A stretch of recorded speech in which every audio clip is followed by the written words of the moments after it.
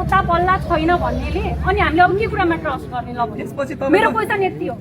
पेशेन्टको death भइसक्यो सास छैन तपाईलाई चाहिँ विश्वास गर्ने आधार कुनै पनि छैन किन भन्नु न यति हो कि मेरो क्वेसन यति छ भिनाजुले सोधिराख्नुपर्छ हामीहरू त थिएनौँ हामी पछि अब यो न्युज सुनेपछि आएको नि त हाम्रो त दुःखद घटनाको यो भयो है भनिसकेपछि हामी यहाँ पुगेको छौँ भिनाजु र बुवा हुनुहुन्छ भिनाजुले सोद्धा पनि उहाँहरूले सोद्धा भन्ने हो कि पेसेन्टको डेथ भइसकेपछि डक्टरले इन्फर्म गर्ने कसले गर्ने ल भन्नु त डक्टरले गर्ने हो नि त त्यो नगरिसकेपछि हामीले कसरी ट्रस्ट गर्ने कि हामीहरू उहाँको 1 घन्टाको उसमा पनि हामी ट्रस्टेबल छैनौँ उहाँले यो मेडिसिन राम्रै मेडिसिन दिएको पनि त भन्न सक्नुहुन्छ नि त तपाईहरुले भने जस्तो रिजल्ट आएन भने बिग्र त्यतिखेरै थाहा हुन्छ अब अहिले हामी अहिले के पनि भन्दैनौँ उहाँहरूको रिजल्ट हामी त्यस्तो गर्ने हिसाबले पनि होइन हामीलाई निष्पक्ष छानबिन मात्र हो गर्ने भए हामीले अहिलेसम्म जति पनि गर्थ्यौँ मलाई होइन हामीले चाहेको भनेको निष्पक्ष छानबिन होस् उहाँले यो खास त तपाईँको 2 बजे 3 बजे हामीलाई रिपोर्ट चाहिन्छ किन प्रत्यक्ष उहाँको टिम छ प्रत्यक्ष उहाँलाई थाहा छ होइन 2 महिनादेखि अपरेसन गरेदेखि फलोअपमा हामी छौँ उहाँलाई त डिटेलै थाहा छ नि टाइम किन चाहियो यो टाइमै नचाहिने भन्ने कुरा मलाई 2 बजे 3 बजे त्यहाँ गएर भित्र मिटिङ गर्छौँ भन्ने कुरै छैन कुनै पेसेन्ट आउँछ भिनाजु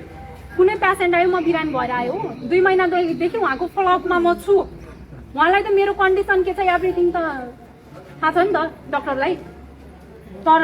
थाहा हुँदा हुँदै पनि उहाँले अहिलेको टाइम माग्नुको रिजन के 2 महिनादेखि फलोअपमा आइरहेको हिजो अस्ति पनि आएर भोलि बिहान हजुर यो टाइममा आउनु हिजो आएर भोलि बिहान यो टाइममा आउनु भने उहाँले फलोअपमा बोलाएको पेसेन्टको स्वास्थ्य कन्डिसन थाहा हुँदैन उहाँलाई थाहा हुन्छ नि त अहिले उहाँलाई यसको लागि टाइम किन चाहियो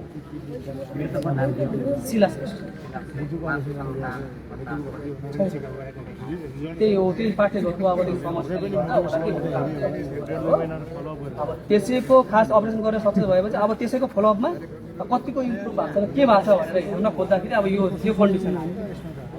अब यो कन्डिसनमा आउँदा पनि अब डाक्टर साहबको त्यहाँ 2 थरी कुरा देख्यो उनीहरूलाई अझै विश्वास पनि रहेन मिटिङ रुममा बस्दा पनि डक्टरको 2टा कुरा चाहिँ एकचोटि एउटा भन्नुहुन्छ अर्कोचोटि अर्को भन्नुहुन्छ हामीले ट्रस्ट कसरी गर्ने अहिले उहाँहरूले 1 घन्टामा रिपोर्ट निकाल्नुहुन्छ त्यसको ट्रस्ट पनि कसरी गर्ने जो पेसेन्ट फलोअपमा छ त्यो पेसेन्टको अल टोटल कन्डिसन उहाँलाई थाहा हुँदा हुँदै पनि 1 घन्टा किन चाहियो त्यो त उहाँहरूले रिपोर्ट दिएर हामीतिरको डक्टर हामीले राखेर हामीले निकाल्ने हो नि त त्यो रिपोर्ट त उहाँलाई त सबै कुरा थाहा हुनुपर्ने हो नि त उहाँले समय मागिराख्नुपर्छ यो किन हामीले त ट्रस्ट गर्दैनौँ त्यही हो अब हजुरहरूले प्रत्यक्ष गएर हजुरहरू प्रत्यक्ष देखाइदिनु पर्यो सबैलाई मेन कुरा त्यति हो होइन